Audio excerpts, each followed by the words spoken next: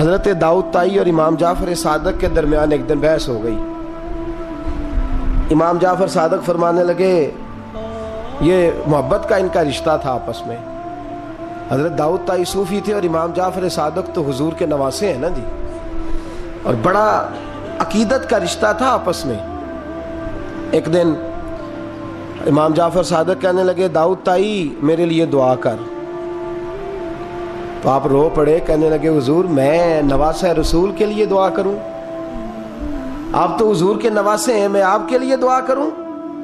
تو حضرت امام جعفر صادق کہنے لگے یہی تو دعا کرانی ہے, یہی تو میں نے کیا فرمایا, یہی تو دعا کرانی ہے کہ میرے لیے دعا کر, میں اپنے نبی کی بارگاہ میں شرمندہ نہ ہو جاؤں. حضور یہ نہ فرما دیں کہ میرا نواسا ہو کے تو کیا کرتا رہا, یہی تو دعا کرانی ہے. بڑا پیار تھا. ایک دن بحث ہو گئی, حج کر کے واپس آئے, عراق میں تشریف فرما تھے امام جعفر صادق. حج کر کے واپس آئے تو امام جعفر صادق کہنے لگے جو مکے سے ہو آتا ہے نا, اللہ پھر اس کو دوزخ میں نہیں ڈالے گا. خوش نہیں ہوئے آپ لوگ؟ اللہ آپ کو جزائے خیر عطا فرمائے. فرمایا جو کعبے کا دیدار کر لے ایک دفعہ زندگی میں اور ایمان کی حالت میں, اللہ پھر اسے دوزخ میں, ایک دفعہ جو دیدار کر لے ایمان کی حالت میں, اللہ دوزخ میں. یہ فرمانے لگے یہ میری بات ہے, تو تصدیق کر میری بات کی, کہہ میں نے ٹھیک کہا ہے. پیار تھا نا. تو کہنے لگے داؤد طائی تو کہہ میں نے ٹھیک کہا ہے. کہنے لگے جی آپ نے فتوی پورا نہیں دیا تو میں کیسے تصدیق کر دوں؟ آپ نے پورا فتویٰ, پوری بات کریں تو تصدیق کرا لیں.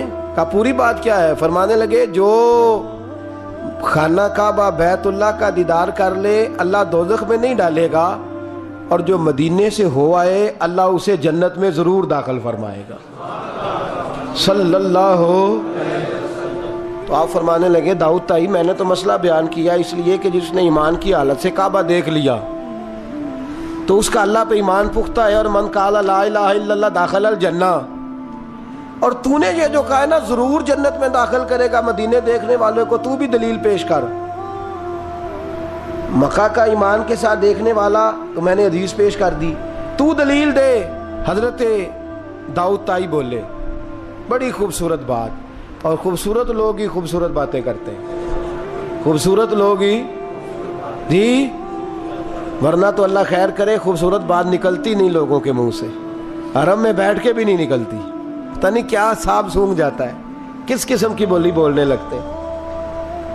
خوبصورت لوگ خوبصورت بات کرتے ہیں. حضرت داؤد طائی کہنے لگے میری دلیل یہ ہے کہ پورے مکے میں کہیں جنت تو نہیں نا, مکہ دیکھنے والے کو جنت ملتی ہے پر مکے میں جنت نہیں.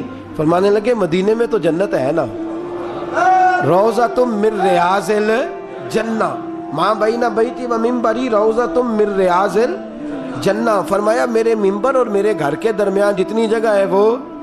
اور آپ فرمانے لگے حضرت امام جعفر صادق سے کہنے لگے حضور دیکھیں نا, اللہ فرماتا ہے جو جنت میں گیا ہم فیہا خالدون, پھر نکالا نہیں جائے گا. تو کہنے لگے میرا عقیدہ ہے جو 2 نفل بھی ریاض الجنت میں پڑھ لے اللہ اسے ضرور جنت میں داخل فرمائے گا. اس لیے کہ جو گیا وہ دوبارہ واپس. حضرت ادریس علیہ السلام کی دوستی ہو گئی رضوان سے. رضوان جنت کے فرشتے کا نام ہے جس کے پاس چابی ہے جنت کی, دروازے پہ بیٹھے ہوتے ہیں. رضوان اس فرشتے کا نام ہے. تو حضرت ادریس کا یارانہ تھا, وہ ملنے آتے تھے جناب ادریس علیہ السلام کو. تو ایک دن حضرت ادریس کہنے لگے تو خود تو یہاں کی سیر کر جاتا ہے, مجھے کبھی کرائی نہیں. کہا آپ بھی کر لیں. تو فرشتہ آپ کو جنت دکھانے لے گیا. جنت میں جا کے تو کہنے لگا حضور چلے. فرمانے لگے کدھر؟ کہنے لگا واپس. فرمانے لگے میں نے جانا ہی نہیں. اس نے کہا کیوں؟ فرمانے لگے اللہ فرماتا ہے ہم فیہا خالدون, جو جنت میں آئے گا نکالا نہیں جائے گا.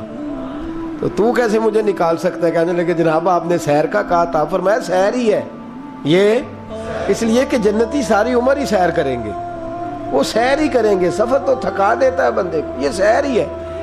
اب وہ فرشتے پریشان ہوئے تو رب کریم نے فرمایا وہ فرشتے تیرا اور اس کا یارانہ بھی میں نے لگوایا تھا, اور اس کو جنت کی سیر پر آنے کی خواہش بھی میں نے ہی پیدا کی تھی. اور تو کون ہوتا ہے میری بغیر اجازت دروازہ کھول سکے؟ بلوایا بھی میں نے ہی تھا. اور یہ جو میں نے کہا نا اڑ جا، یہ توفیق بھی میری ہوئی ہے، میری طلب بھی تو تیرے کرم کا صدقہ ہے۔ یہ پاؤں اٹھتے نہیں بلکہ یہ اٹھائے جاتے ہیں، تو جب بلا لیا ہے، جنت میں داخل کرا لیا ہے، اور جنت بھی وہ والی جس کو میرے رسول پاک کے قدموں نے جنت بنایا ہے، وہ جنت جس کو ریاض الجنہ کا لفظ دیا ہے، حضور نے جنت جس کو بنایا ہے، وہاں تک پہنچ جائے۔ یہ ہے ارض جنت، یہ طیبہ کی زمین ہے ارض جنت، پر زمین کس کی ہے؟ کیسا عجیب معاملہ ہے۔ یہ ہے ارض جنت، یہ طیبہ کی زمین ہے، جنت بھی یہیں، کیونکہ مالک جنت بھی یہی ہے، جنت بھی یہیں، مالک جنت بھی یہیں، جنت بھی یہیں تو مالک جنت بھی۔ اور جتنا جنت کا اعلان میرے نبی نے فرمایا نا، سارا فرمایا ہی مدینے میں ہے۔ اور جنت بیچی ہے کئی دفعہ نبی پاک نے، کئی دفعہ فرمایا بیر روما کما خرید کے دو، مجھ سے جنت لے لو۔ حضرت عثمان نے کہا حضور میں خرید دیتا ہوں۔ کہا جنگ تبوک کے لیے سامان دو، مجھ سے جنت لے لو۔ حضور نے تو کئی دفعہ سیل لگائی ہے جنت کی۔ یہ ہے ارض جنت، یہ طیبہ کی زمین ہے، جنت بھی یہیں، مال کے جنت بھی یہیں ہے۔ کعبۃ اللہ، حضرت عبداللہ ابن مسعود رضی اللہ تعالیٰ عنہ فرماتے ہیں جس کو ایک تکلیف آئے نا کعبے میں، کتنی جی؟ ایک کدی تے آئی جاندی ہے نا، میرے ورگے ہمیشہ دے تھکے بندے، ایک آدھ تکلیف تو بخار آ گیا، پیر میں درد ہونے لگ گیا، کوئی تکلیف تو آئی جاتی ہے۔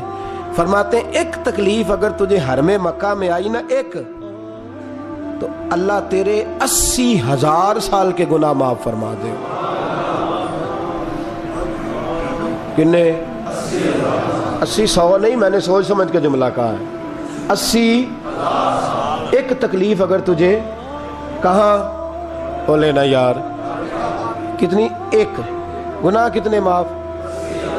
یہ کس نے کہا ہے؟ حضرت عبداللہ ابن مسعود نے۔ وعدہ کس کا ہے؟ اللہ کا۔ وعدہ کس کا ہے؟ اگر مدینے چلے جائیں تو میرے نبی پاک صلی اللہ علیہ وسلم کو پتا تھا لوگ میرے غلاموں کو دھکے بھی ماریں گے، مجنون اور پاگل بھی کہیں گے، ان کو بری نظروں سے بھی دیکھیں گے، کہیں گے یہ تو ہے ہی پاگل، بڑا کچھ ہوگا۔ واہ محبوب تیرے انداز میزبانی پہ قربان جائیں، کیسا بندوبست فرمایا، کیا انداز اختیار فرمایا۔ فرمایا تم میں سے جو کوئی مدینے آیا وہ میرا مہمان ہے۔ کوئی مدینے مکے میں ایک تکلیف پہنچی تو 80,000 سال کے، اور یہاں مدینے میں واہ کیا جود و کرم ہے شاہ بطحہ تیرا۔ واہ دیکھیں اعلیٰ حضرت لفظ کیا کہتے ہیں، واہ کیا جود و کرم ہے شاہ بطحہ تیرا، نہیں سنتا ہی نہیں دیکھیں ترکیب اعلیٰ حضرت کی، ایسے جملے درد ہو تو نکل، نہیں سنتا ہی نہیں مانگنے والا تیرا۔ اور کہتے ہیں تیرے قدموں میں رہوں غیر کی ٹھوکر پہ نہ ڈال، جھڑکیاں کھاؤں کہاں چھوڑ کے صدقہ تیرا۔ اور تیرے قدموں میں جو ہے غیر کا منہ کیا دیکھیں، پھر کون نظروں پہ چڑھے دیکھ کے طلبہ تیرا، دیکھ کے جلوہ نہیں۔ اعلیٰ حضرت کا انداز کوئی اعلیٰ مزاج لوگ ہی سمجھتے، جلوہ نہیں جی۔ کہتے ہیں جس نے میرے مصطفیٰ کے قدم کا تلوہ دیکھ لیا اس کی نظر پہ کوئی نہیں چڑھتا، تو جس نے جلوہ دیکھ لیا صلی اللہ ہو، کون نظروں پہ چڑھے دیکھ کے تلوہ تیرا، قدم دیکھ لے تو نظر پہ کوئی نہیں چڑھتا، تو جو سیدنا صدیق اکبر کی طرح مولا علی کی طرح جلوہ ہی دیکھ لے۔ اب میری نگاہوں میں جچتا نہیں کوئی، جیسے میرے محبوب ہیں ایسے میرے رسول کریم صلی اللہ علیہ وسلم نے فرمایا جو حرم مدینہ میں آئے اور اسے کوئی تکلیف پہنچے، اس پر کوئی آزمائش آئے، اسے پریشان کیا جائے، اسے یہاں کوئی دکھ پہنچے، تو میرے حبیب نے فرمایا وہ میرا مہمان ہے، وہ صبر کرے۔ یا رسول اللہ کیا ملے گا؟ فرمایا تم مدینے کی تکلیفوں پہ صبر کرنا، میں قیامت کے دن اللہ کی بارگاہ میں تمہاری سفارش کروں گا، میں رب کی بارگاہ میں تمہاری سفارش کروں گا۔ مکہ مکرمہ میں تکلیف پہنچی تو گناہ معاف ہے، اور یہاں تکلیف پہنچی تو حضور کی سفارش۔ اور پھر دیکھیے نیکی کا انداز دیکھیے، مکہ مکرمہ میں کوئی ایک نیکی کرے تو 1,00,000 کا ثواب ہے، ایک نماز پڑھو تو کتنے کا؟ ہم نے کبھی سوچا بھی نہیں ہوگا کہ 1,00,000 نفل پڑھیں گے۔ ایک طواف کرو تو کتنے طواف کا ثواب؟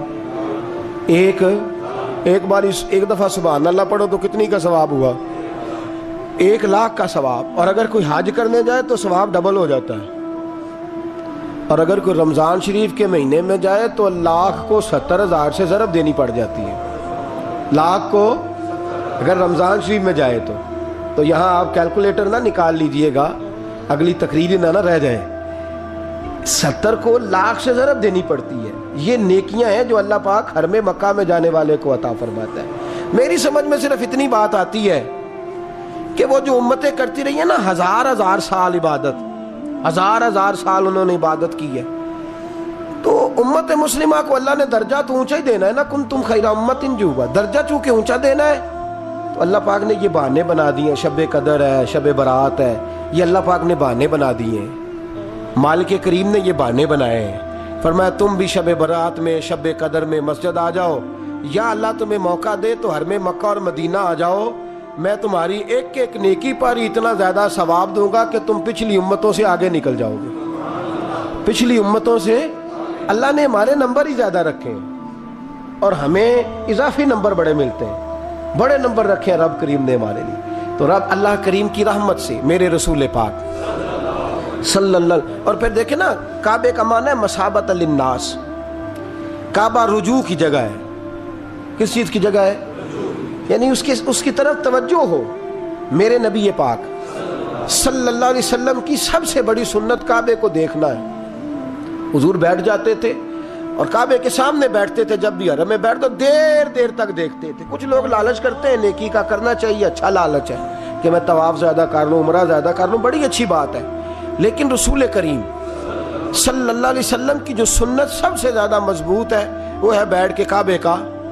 اور حضور نے فرمایا تو دیدار ہی کرتا رہے، اللہ تجھ پر 20 رحمتوں کا نزول فرما دے گا.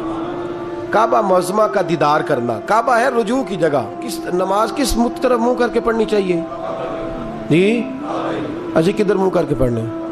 کیڑی سائڈ تے جی؟ مغرب سائڈ پہ. تو جو حرم شریف میں ہو وہ مغرب سائڈ منہ کرے گا، مشرق سائڈ. فَإِنَّمَا تَوَلُّوا فَثَمَّ وَجْهُ اللَّهِ. اللہ فرماتا ہے جدھر مرضی منہ کر لے اللہ کی رحمت ادھر ہی ہے.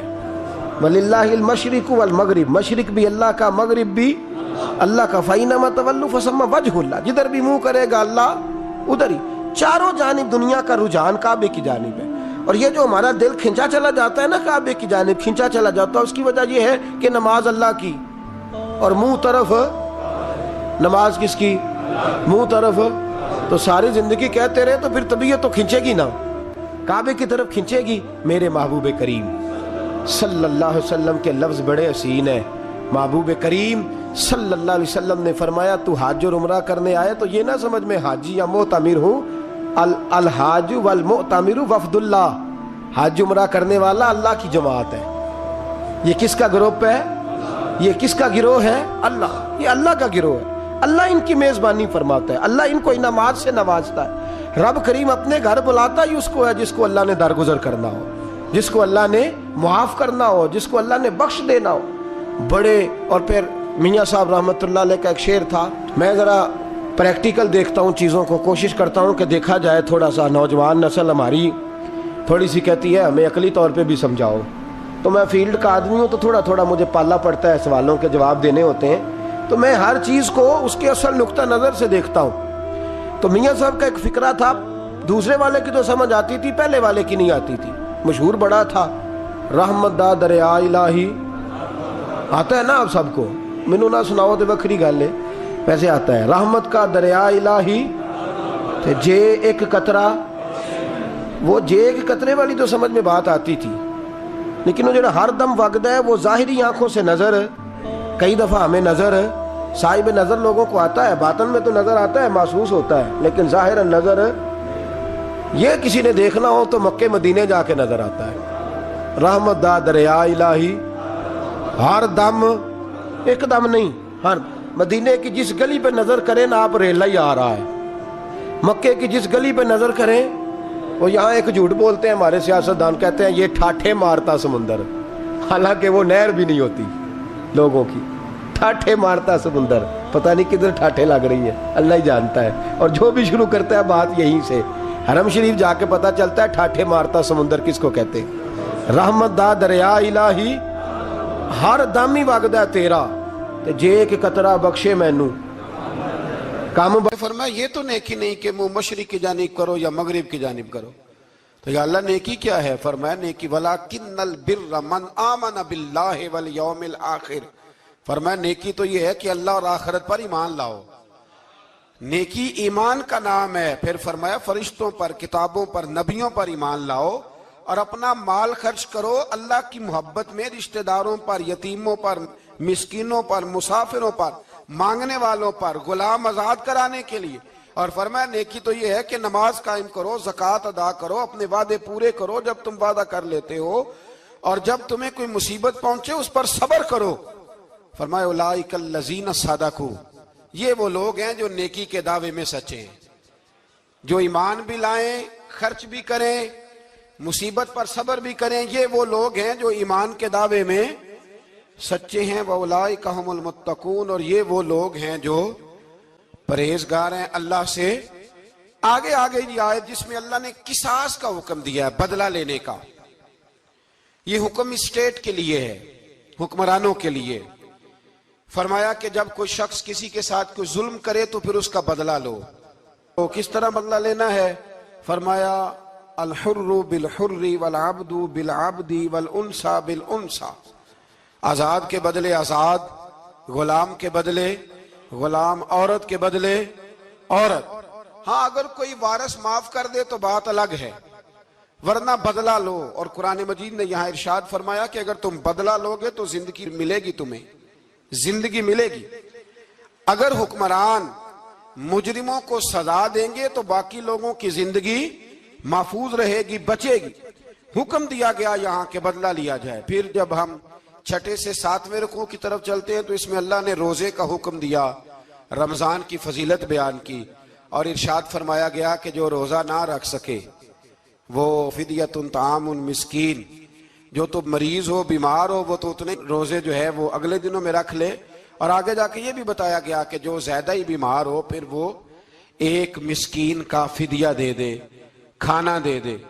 پھر اسی آیہ کریمہ میں رب کریم نے فرمایا اگر تم مجھ سے دعا مانگو گے اسی رکوع میں تو فرمایا میں تمہاری دعاؤں کو بھی ضرور قبول کروں گا. پھر اسی میں بتایا گیا کہ رات کے وقت تمہیں کھانے کی بھی اجازت ہے اور عمل زوجیت کی بھی تمہیں اجازت دی جاتی ہے. اسی طریقے سے پھر آگے اللہ تبارک و تعالیٰ نے حج کے مہینوں کے بارے میں علامتیں ارشاد فرمائیں اور مسائل حج کچھ آگے جا کے بیان کیے. اور ایک اور غلط رسم لوگ رسمیں بنا لیتے ہیں نا، ایک اور رسم تھی کہ یہودی اور عیسائی جب حج کرتے تھے نا، احرام باندھ لیتے تھے، پھر دروازے سے گھر میں داخل نہیں ہوتے تھے، اوپر سے چھلانگ لگا کے کہ اب ہم پاک ہو گئے. تو دروازہ چونکہ گناہگار ہے، اس کے بیچ سے گناہگار آتے جاتے رہے ہیں، لہٰذا دروازے سے نہیں گزرتے تھے. تو اللہ کریم نے فرمایا یہ کوئی نیکی نہیں، یہ کوئی طریقہ نہیں کہ تم دروازوں سے نہ گزرو. وَلَكِنَّ الْبِرَّ مَنِ اتَّقَىٰ، دروازے کے اوپر سے چھلانگ لگانا نیکی نہیں، بلکہ نیکی تو یہ ہے کہ اللہ سے ڈرنا شروع کر دو. حج کے بعد پاک صاف ہو جاؤ، ڈرنا شروع کرو، یہ اصل میں نیکی ہے. تو پھر اللہ تبارک و تعالیٰ نے حج کے مسائل کافی تفصیل کے ساتھ، چونکہ وہ فقہی مسائل ہیں اور پوری اس کی جزیات ہیں، لہذا وہ ایک نشست میں کرنے کی بات نہیں. تو رب کریم نے وہاں مشعر حرام کا بھی ذکر فرمایا اور ان سب چیزوں کی طرف نشاندہی فرمائی جن پر توجہ کرنا امت مسلمہ کے لیے بڑا ہی ضروری ہے. پھر آگے 8ویں رکوع تک یہ باتیں مختلف انداز میں چلتی رہیں. پھر 9ویں سے 10ویں رکوع میں ایک بات رب کریم نے یہ ارشاد فرمائی کہ میں نے کافروں کی نظر میں نا، جب انہوں نے میری نافرمانی کی ہے، میرے کلمہ نہیں پڑھا، میرے محبوب کو نہیں مانا، قرآن مجید کو نہیں مانا، تو فرمایا میں نے دنیا کی زندگی ان کے سامنے مزین کر دی. یہ بڑی سمجھنے والی بات. فرمایا زُيِّنَ لِلَّذِينَ كَفَرُوا، وہ جنہوں نے کفر کیا تھا نا ان کے لیے زینت دے دی کسے؟ حیات الدنیا، دنیا کی زندگی کو اللہ نے نا ان کے لیے حسین کر دی. انہیں بڑے اچھے لگتے ہیں، یہ میری جائیداد ہے، یہ میرا باغ ہے، او میری حویلی ہے، یہ سارے میرے جناب بنگلے. فرمایا یہ چیزیں ہم نے کافروں کی نظر میں پھر پیاری کر دی. سمجھیے گا بات، یہ کافر کا طریقہ ہے، کہ وہ دنیا داری کا مال دیکھتا ہے تو اس کی آنکھیں کھل جاتی ہیں, بڑا راضی ہوتا ہے. مومن کا یہ طریقہ, مومن کس بات پہ راضی ہوتا ہے؟ اللہ تبارک و تعالیٰ کی رضا پہ مومن راضی ہوتا ہے. اس چیز کو اللہ کریم نے یہاں بیان فرمایا. پھر اس سے آگے جو حرمت والے مہینے ہیں ان مہینوں کا ذکر کیا گیا. پھر اللہ تبارک و تعالیٰ نے جوے اور شراب کو حرام قرار دیا.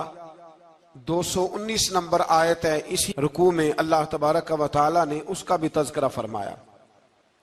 یہ تفصیل کے ساتھ تذکرے جاری رہے. پھر اسی طرح عورتوں کے جو حیض و نفاس کے مسائل ہیں ان کو بھی اللہ تبارک و تعالیٰ نے اسی پارے کے اندر بیان فرمایا. کچھ طلاق کے مسائل بھی اللہ کریم نے اسی پارے 9ویں رکوع سے آگے جا کے ان ساری چیزوں کو اللہ کریم نے بیان فرمایا. پھر یہ بھی ارشاد فرمایا حیض و نفاس مسائل اور طلاق, ان ساری چیزوں کو بیان کرنے کے بعد فرمایا کہ ان کے مسائل گویا سیکھ لو, اس پر عمل کرو. اور فرمایا تلک حدود اللہ, یہ اللہ کی حدیں ہیں.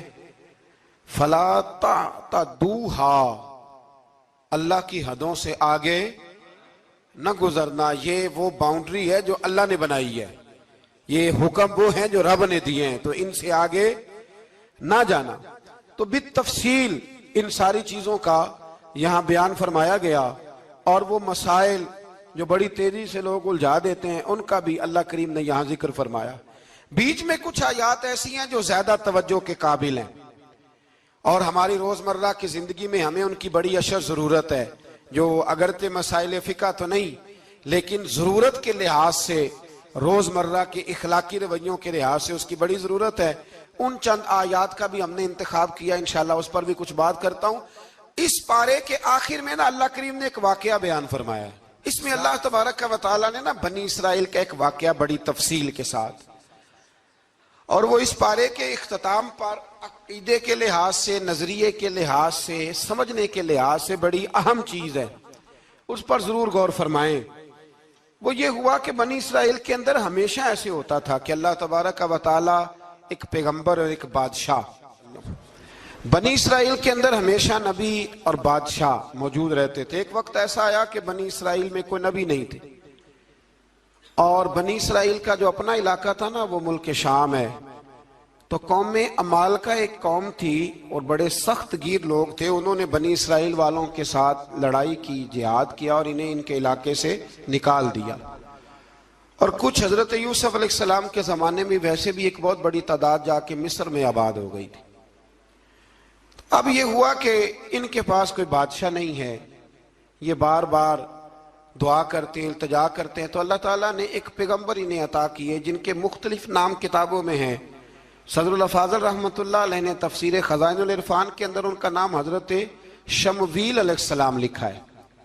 حضرت شمویل علیہ السلام کو اللہ تعالیٰ نے نبوت عطا فرمائی, اور جب حضرت شمویل علیہ السلام اللہ کے نبی ہوئے, بنی اسرائیل والوں کو یقین آیا کہ اللہ نے الحمدللہ ہمیں ایک نبی کے جھنڈے تلے جمع کر دیا ہے, تو پھر انہوں نے کہا کہ آپ ہمارے سامنے ایک بادشاہ بھی مقرر کریں تاکہ ہم اس کی سرپرستی میں جہاد کریں. جب انہوں نے یہ بات کی تو اللہ تبارک و تعالیٰ نے حضرت شمویل علیہ السلام کے ذمے لگایا. تو ایک اس زمانے میں اللہ کے نیک بندے تھے جناب طالوت علیہ السلام ان کا نام تھا. تو حضرت شمویل علیہ السلام نے انہیں کہا کہ اللہ کریم نے نا تمہارا بادشاہ طالوت کو بنایا ہے. ان کا نام بھی قرآن مجید نے ذکر فرمایا ہے. تو بنی اسرائیل کے لوگ کہنے لگے یہ تو غریب آدمی ہے, وہ بکریاں چرایا کرتے تھے لیکن علم میں بڑے پختہ تھے, وجود میں بڑے طاقتور تھے.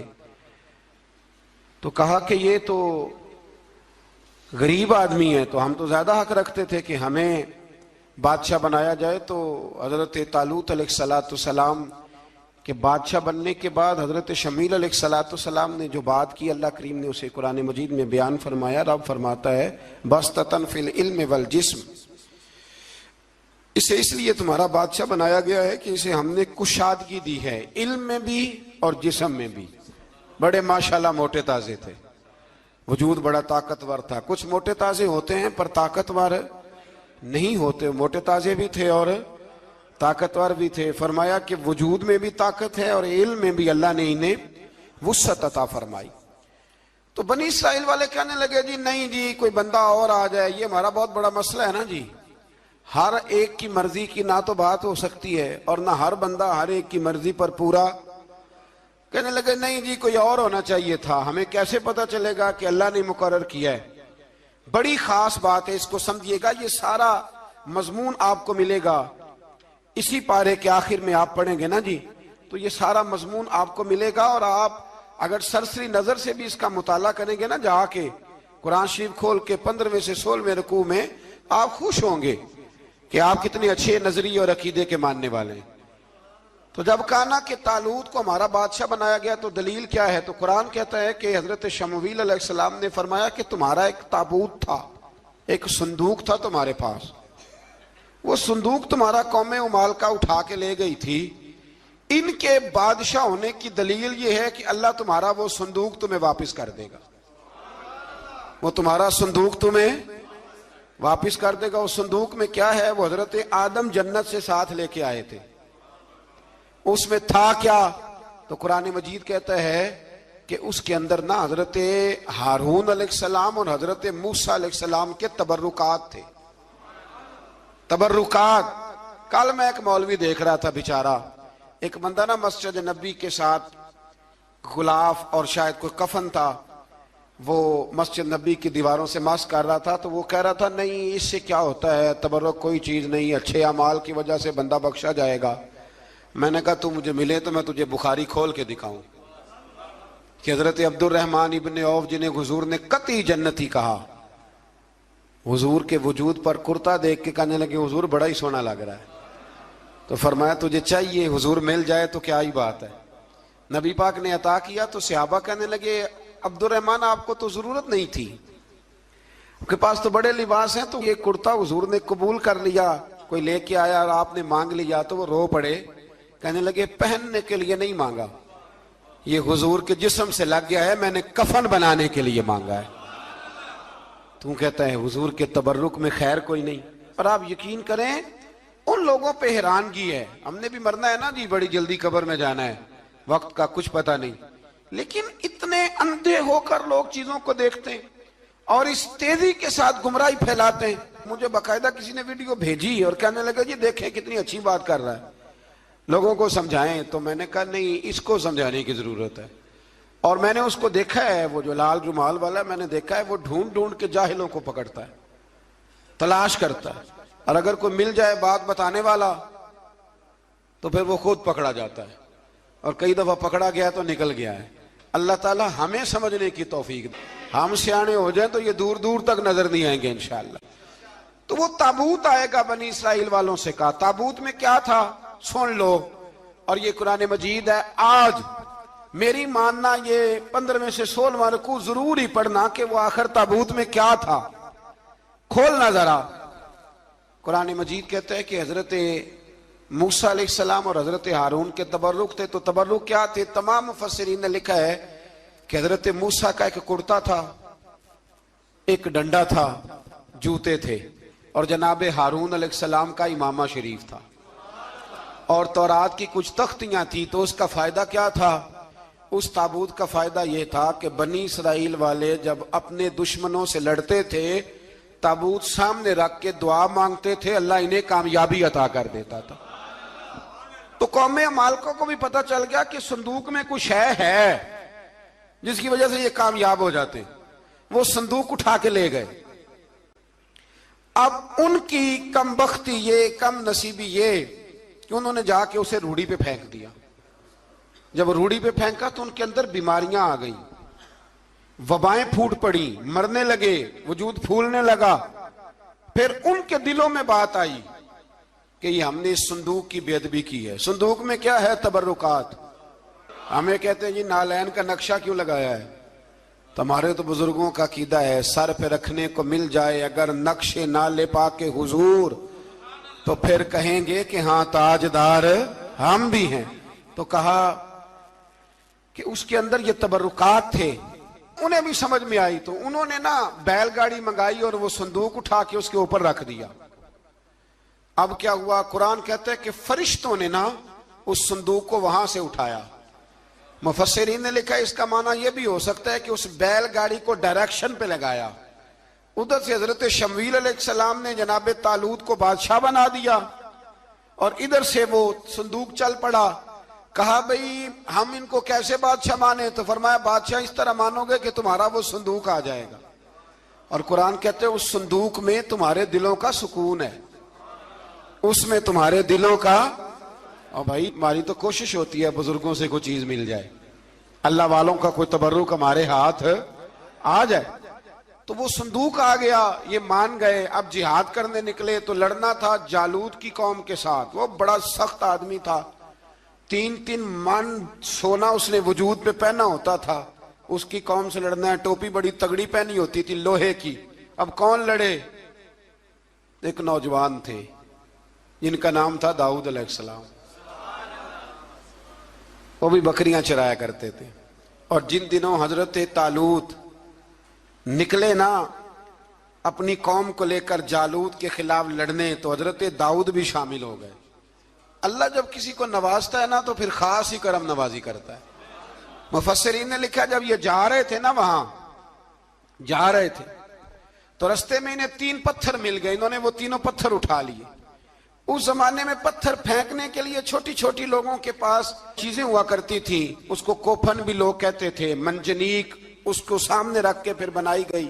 تو آپ کے پاس بھی وہ آلہ تھا جس سے دشمن پر پتھر مارے جاتے تھے.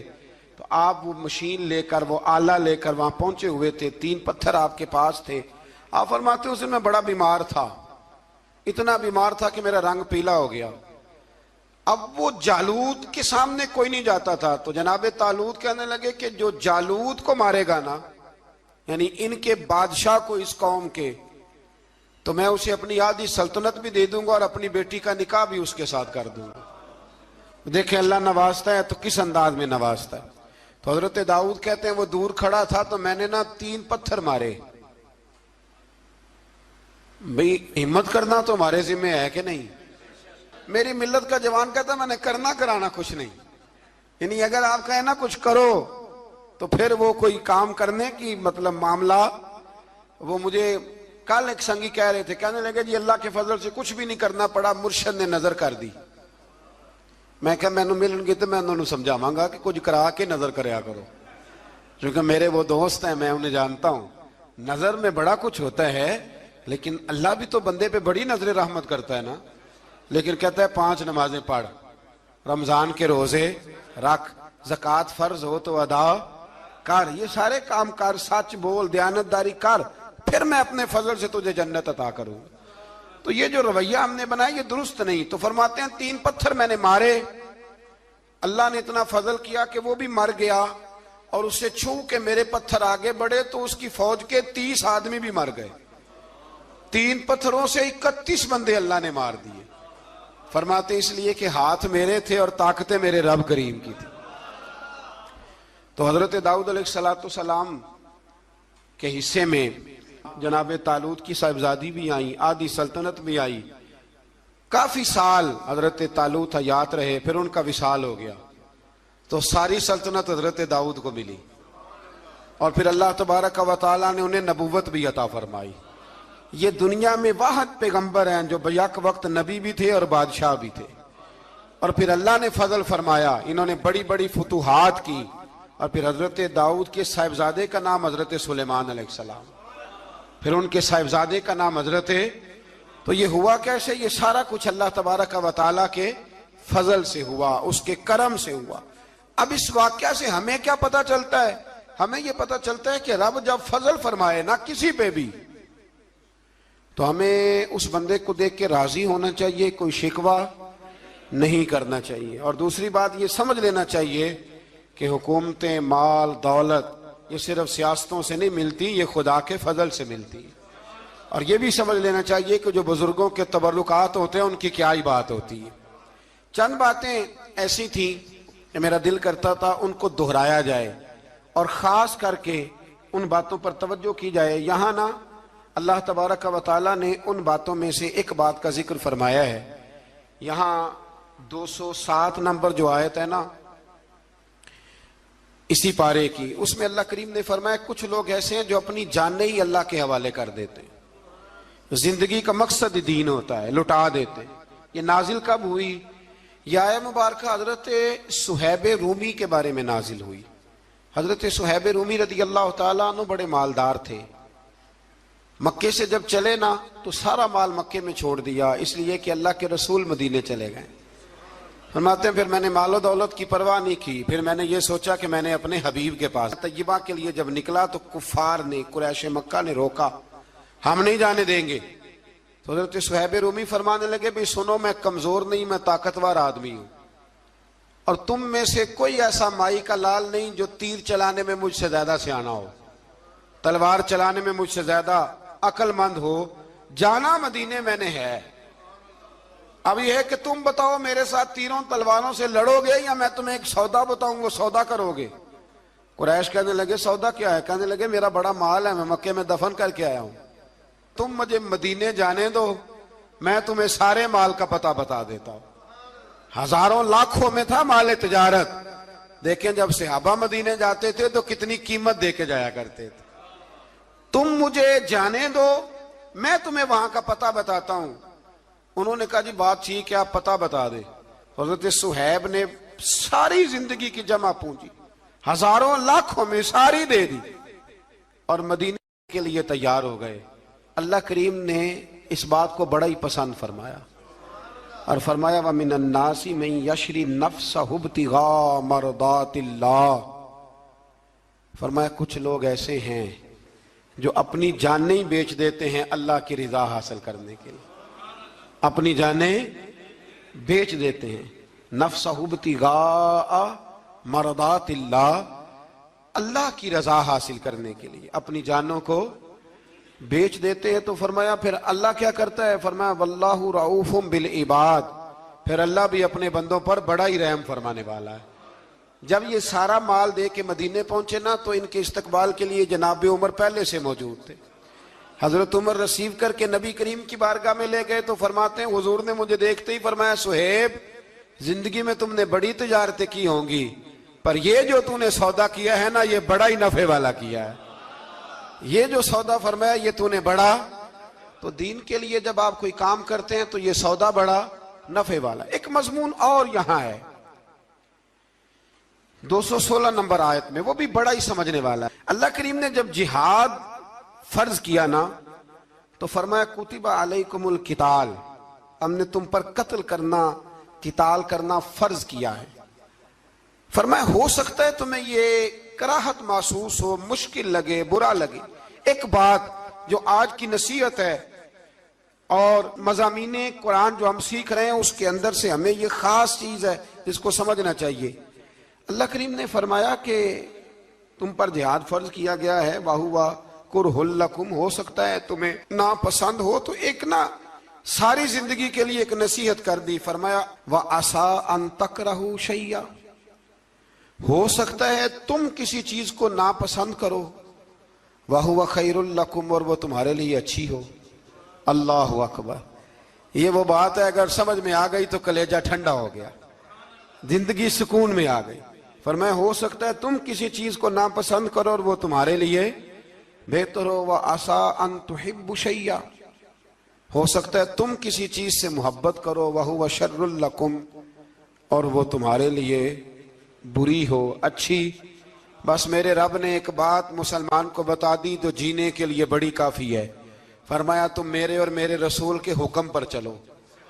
کیوں؟ اس لیے کہ واللہ یعلم وانتم لا تعلمون، اللہ جانتا ہے تم نہیں جانتے۔ اللہ کے طریقوں کے مطابق، رسول اللہ کے بتائے ہوئے طریقوں کے مطابق چلو، اللہ جانتا ہے ہم جانتے نہیں۔ تو قرآن مجید کی اس نصیحت پر ضرور غور کریں۔ ایک شخص نے ایک دفعہ اپنی بیوی کی بڑی شکایتیں کی نبی کریم کی بارگاہ میں، تو رسول کریم علیہ السلام نے فرمایا ہو سکتا ہے اللہ تمہیں اس میں سے ایسی اولاد عطا کر دے جو تیرے لیے باعث خیر ہو۔ جو چیزیں ہم ناپسند کرتے ہیں بعض اوقات اسی میں سے اللہ تعالی ہمارے لیے خیر کر دیتا ہے۔